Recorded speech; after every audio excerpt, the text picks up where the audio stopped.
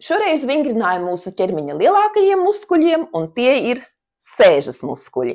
Tos nedrīkst atstāt bez ievērības, netrenētus, jo tiem ir liela nozīme mūsu muguras lejasdaļas un iegurņa stabilitātē. Var vingrot ar savu ķermeņa svaru, bet es ieteiktu tomēr ņemt rokās vai nu hanteli vai svaru bumbu un veikt tos ar apsmagojumu. Pirmais vingrinājums – saliecam vienu kāju celī, otra taisna un veders ievilkts, mugura stalta un noliecamies uz priekšu ieelpā un izelpā ceļamies augšā.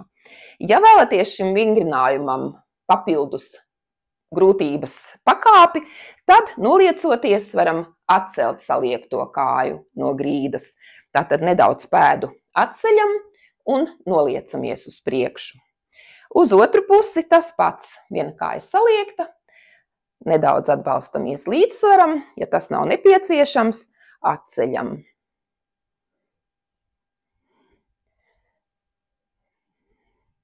Kājas plecu platumā, paņemam svaru sev priekšā un virzot sēžu uz aizmuguri veicam pietupienu. Mugura taisna, ieelpā pietupiens, izelpā augšā. Pietupjoties, svars pārnests uz papēžiem. Katru vingrinājumu vēlams veikt vismaz 20–30 reizes, bet, kā jūs zinat, darbojas pakāpenības princips un katra mēs vingrojam savu spēju robežās.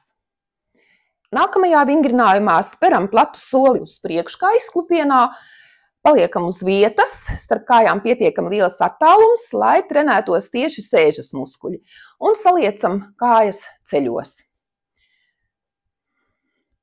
Ieelpā lejā, izelpā augšā.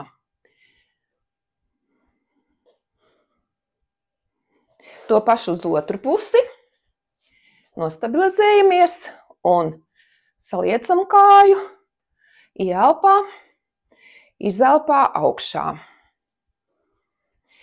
Ja veiksiet šos vingrinājumus katru, atkārtosiet vismaz 20–30 reizes, tad uztaisam apmēram minūti pauzi, atpūšamies un taisam otro piegājienu. Visus pēc kārtas. Jums sanāks apmēram 10–12 minūšu garš spēka treniņš sēžas muskuļiem, lai tie ir tvirti un skaisti.